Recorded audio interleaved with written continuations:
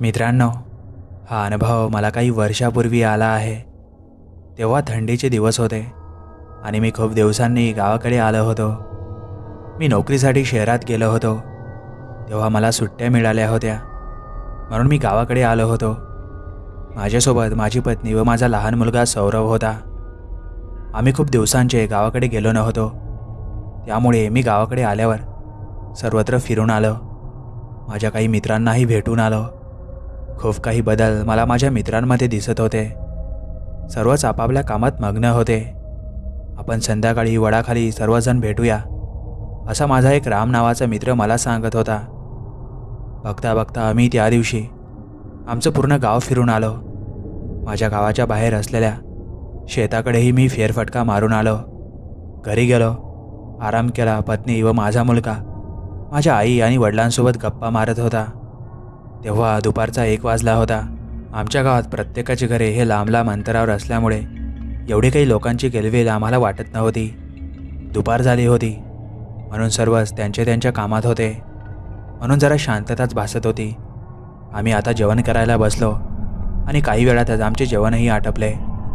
आता मी काही वेळ आराम केला. आईवडिलांशी काही शेतीविषयक गप्पा मारल्या आणि वेळ निघून गेला. संध्याकाळ झाली आणि मी आमच्या गावातील वडाच्या झाडाखाली गेलो. माझे काही मित्र माझी वाट बघत तिथे त्या वडाच्या झाडाखाली बसले होते. मला बघताच त्यांच्या चेहऱ्यावर काहीसे हास्य निर्माण झाले. मी आता त्यांच्यात बसून काही गप्पा गोष्टी करू लागलो. आमच्या गप्पा चांगल्याच रमल्या. प्रत्येकाचे काही ना काही अडचणी होत्या आणि त्या अडचणी सोडवत आम्ही एकामेकांना समजून सांगत होतो. बघता बघता रात्र होत चालली होती. अंधार पसरत चालला होता. आता सर्वत्र आम्हाला अंधार दिसत होता. त्यातच माझा मित्र राम सर्वांना म्हणाला, चला रे, जेवण वगैरे करू आपण आणि मग येऊ इथे बसायला. शेकोटी वगैरे पेटू आणि मग बसू रात्रभर. तसे पण घरचे वाट बघत असतील यार. त्यावर त्याला सर्वच हो म्हणाले आणि तिथून सर्वच चालत निघाले. हे वडाचे झाड गावाच्याच बाहेर काही अंतरावर होते.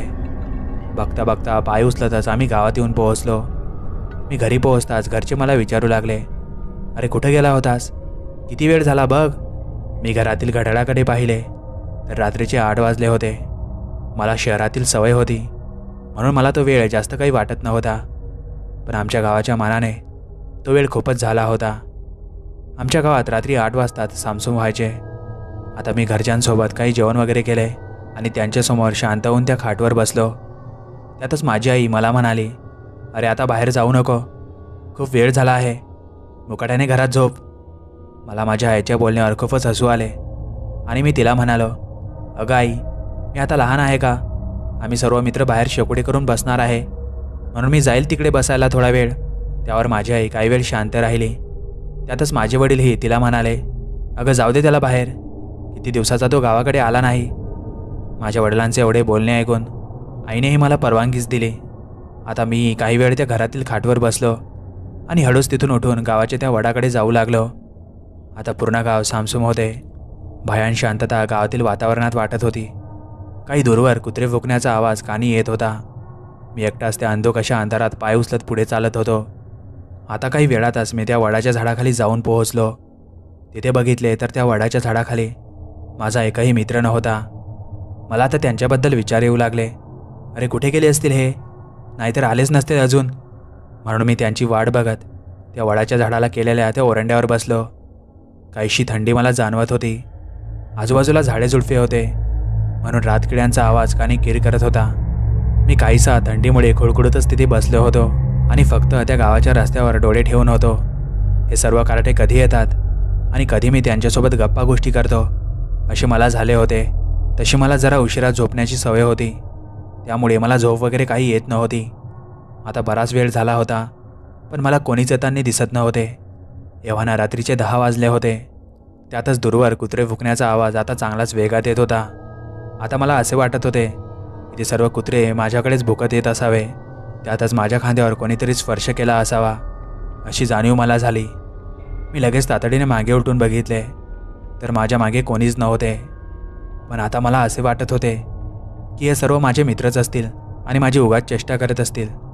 म्हणून मी त्या ओरंड्यावरून उठलो आणि आवाज देत म्हणालो, अरे बाहेर या रे, कुठं लपून बसले. त्यावर मात्र त्यांचा मला काहीच प्रतिसाद येत नव्हता. म्हणून मी त्यांना परतसुद्धा आवाज दिला तरी आता तिथे तशीच भयान शांतता होती. अरे यार, बस झाली चेष्टा आता, या बाहेर, नाहीतर मी जातो घराकडे. मी आता एवढे बोलून हताश होऊन इकडे तिकडे त्यांना त्या अंधारात बघू लागलो. त्यातच त्या शेताच्या पायवाटेने कोणीतरी पळत गेले असे मला दिसले. हे उगाच आता मला त्रास देत आहे असा बडबडतच मी आता त्या पायवाटेने पळत गेलो आणि त्यांना आवाज देऊ लागलो. कोणीतरी होते जे पायवाटेने पुढे चालत होते आणि काही वेळ त्या काळ्याकुट्ट अंधारात माझ्याकडे मागे उलटून बघत होते. मला मात्र त्याचा खूप राग येत होता आणि मी त्या पायवाटेने पुढे चालतच त्याला म्हणू लागलो, अरे यार, तिकडे कशाला जातोय? मला आता त्या अंधाराची खूप भीती वाटू लागली. त्यातच मीही आता त्या पायवाटेने खूप लांब चालत आलो, तरी त्यांची चेष्टा करणे काही थांबत नव्हते. मला आता त्यांचा खूपच कंटाळा आला. पण आता तो जो कोण होता तो त्या पायवाटेने चालत होता, तो काही वेळ त्याच पायवाटेत थांबला. म्हणून मी त्याला रागातच आवाज दिला, अरे भाऊ, आता बस झाली चेष्टा, मी चाललोय घरला. तसा तो चालतच माझ्यापर्यंत येऊन पोहोचला आणि माझ्याजवळ येऊन मला म्हणाला, ओळखलं का रे मला? मला त्याचा चेहरा ओळखीचा वाटत नव्हता, पण नंतरून मला आठवले आणि मी त्याला म्हणालो, अरे हा, तू श्याम आहेस ना, शंकर काकांचा मुलगा? त्यावर तो मान हलवत मला हो म्हणाला. मला मात्र त्याचा चांगलाच राग आला होता, म्हणून मी त्याला रागातच म्हणालो, अरे कशाला उगाच माझी चेष्टा करतोय एवढ्या रात्रीला? मी त्याला असे सांगतच होतो तर तो परत त्या पायवाटेने पुढे पळत गेला. हा वेडा झाला का? एवढ्या रात्रीचा इकडे तिकडे फिरतोय, पावरट कुठला? मी त्याच्याविषयी रागातच पुटपुटलो. मी मात्र आता त्या पायवाटेने मागे परत आलो आणि काही वेळ मागे चालत आल्यानंतर मी त्या आमच्या गावाच्या वडाच्या झाडाखाली आलो.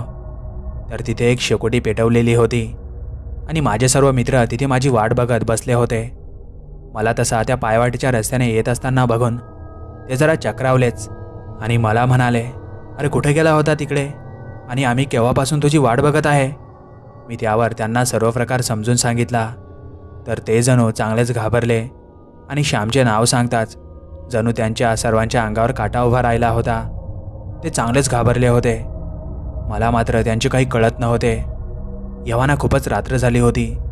त्यातच मी त्यांना म्हणालो, अरे तुम्ही एवढे का घाबरले आणि असे का शांत राहिले? त्यावर मात्र ते काहीच सांगत नव्हते.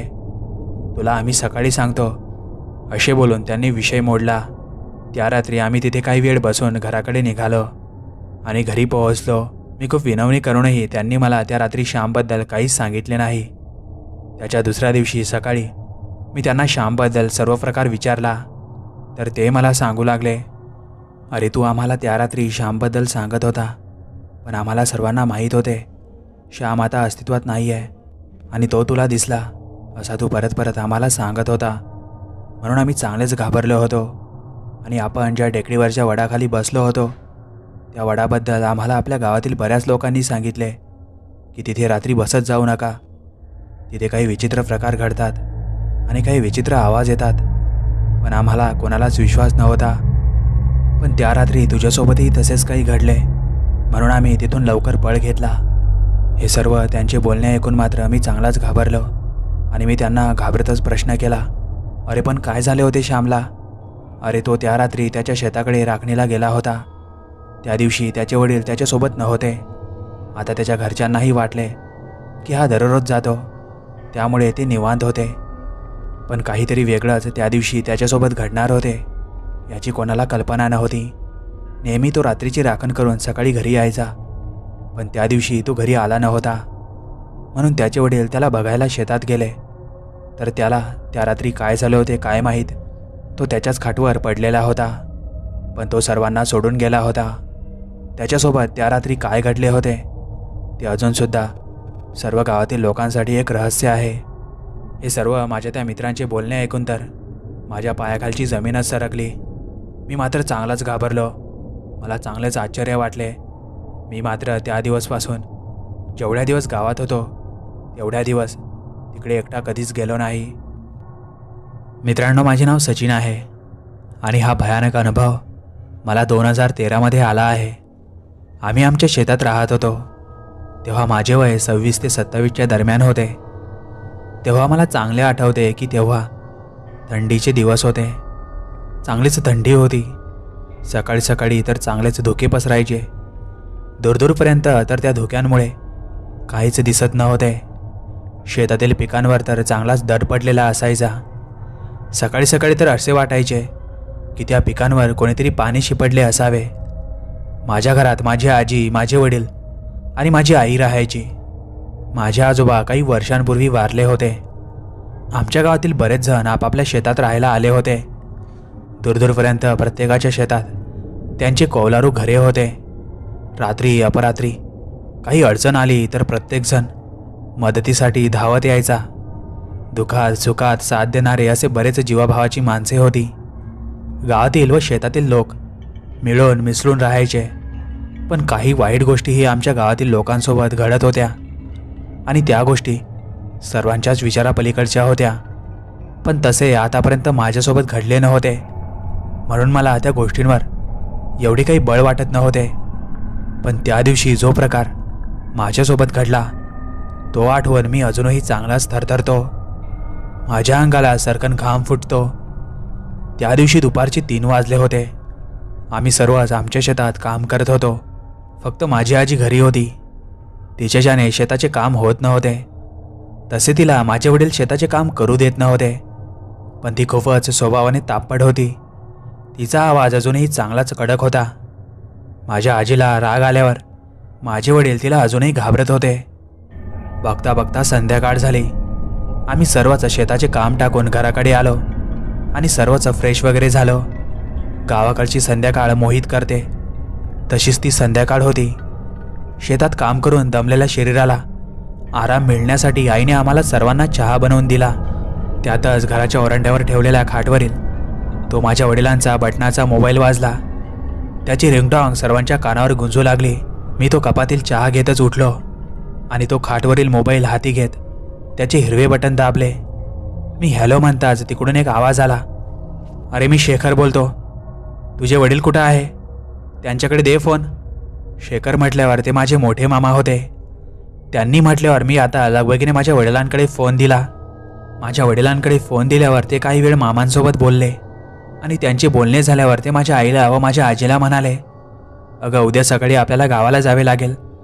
माझी आई त्यांना जरा घाबरतच म्हणाली, का हो, काय झाले असे अचानक? तर माझे वडील सांगू लागले, अगं, तुझ्या भाऊच्या पत्नीने काहीतरी विचारापलीकडचे पाऊल उचलले आहे आणि ती सर्वांना सोडून गेली.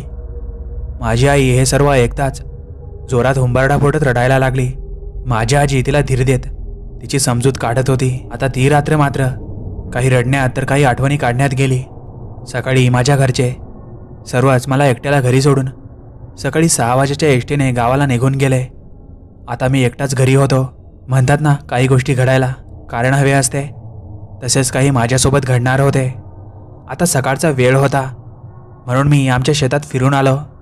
आज मला तसेही काही कामे नव्हते म्हणून मी आज जरा माझ्या मित्रांना भेटून येणार होतो. काही माझे मित्र गावात राहायचे तर काहीचे शेतावर घर होते. मी आता आमच्या गावाच्या दिशेने निघालो. गावात प्रवेश केला आणि आमच्या आवडत्या ठिकाणी जाऊन पोहोचलो. त्या वडाच्या झाडाखाली त्या ओट्यावर काही रिकामे बसलेच होते. ते सर्वच माझे मित्र होते. आता मला बघून त्यांच्या चेहऱ्यावर काहीसा नूर आला.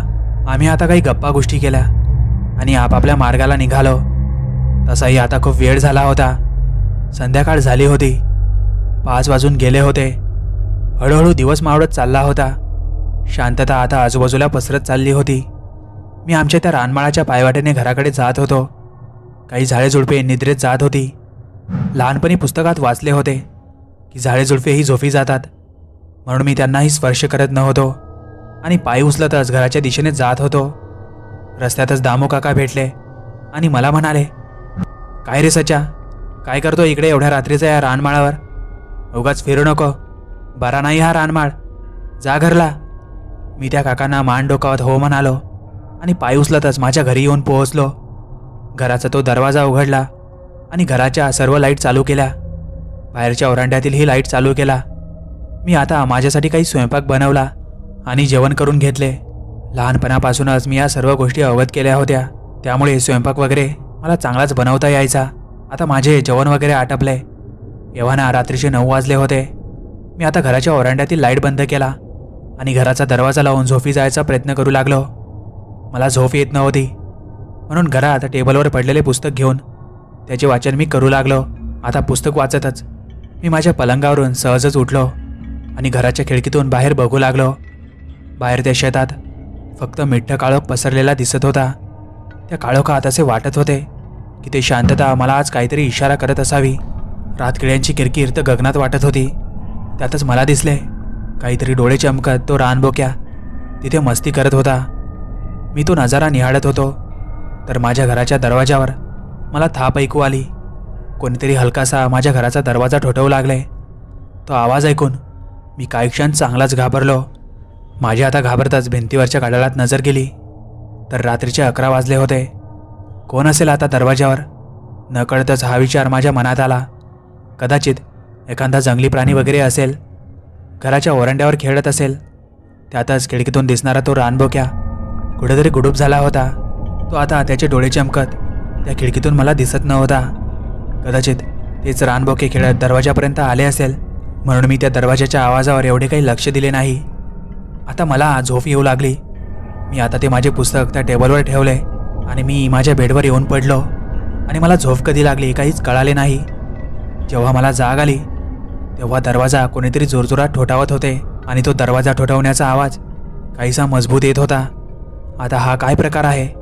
मला काही कळत नव्हते. या रानबोक्यांना या घराच्या ओरंड्यावरून काढून दिल्याशिवाय हे आपल्याला झोपू देणार नाही. या विचारातच मी घराच्या आतूनच दरवाजा ठोठावला तर काहीसा तो आवाज बंद झाला.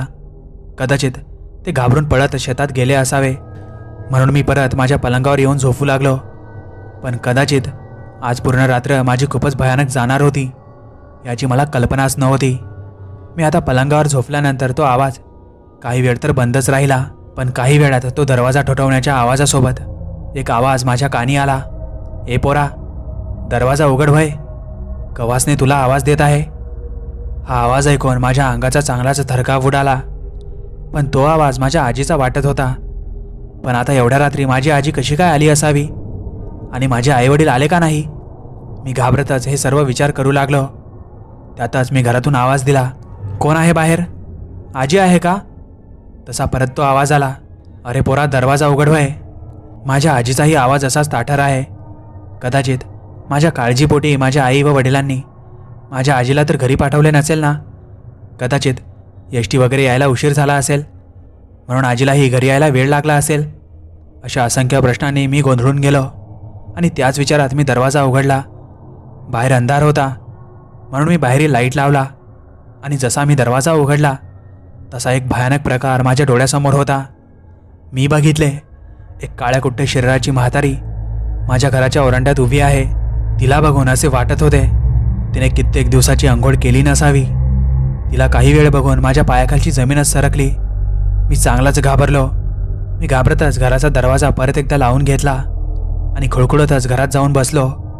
आता तो दरवाजा ठोठवण्याचा आवाज परत एकदा चालू झाला आणि त्यातच एक भयावह आवाज माझ्या कानी येऊ लागला, अरे पोरा, दरवाजा उघड. आता या आवाजात खूपच बदल वाटत होता आणि त्यासोबतच एक भयावह दरवाजा ठोठवण्याचा आवाज कानी गुंजत होता. मी इकडे घरामध्ये चांगलाच घाबरत होतो. त्यातच तो आवाज मात्र रात्रभर चालूच होता. मी ती रात्र कशीबशी घाबरतच काढली. तो आवाज मात्र रात्रीच्या 2 ते 3 वाजेपर्यंत चालूच होता. सकाळ झाली. मी घराचा दरवाजा उघडला तर घराच्या पटांगणात काहीशे ओराखडे होते. ते बघून असे वाटत होते की एखादा जंगली प्राणी ते ओराखडे ओढून गेला असावा. मी हा सर्व प्रकार काही आजूबाजूला शेतात राहणाऱ्या लोकांनाही सांगितला तर ते चांगलेच घाबरले. त्याच्या दुसऱ्या दिवशी माझ्या घरचे घरी आल्यावर त्यांनाही मी हा सर्व प्रकार सांगितला तर तेही चांगलेच भाभावून गेले. पण तो सर्व प्रकार ऐकल्यानंतर माझी आजी सांगत होती, अरे काही वर्षापूर्वी इकडे ते शेवंता म्हातारी राहत होती. ती म्हातारपणामुळे इकडेच मरण पावली. पण तुझ्या आजोबा सोडून जायच्या अगोदर सर्वांना सांगत होते ते शेवंता म्हातारी कधीकधी रात्री अपरात्री इकडे वावरते आणि काहींना तिच्या अस्तित्वाची जाणीव करून देते.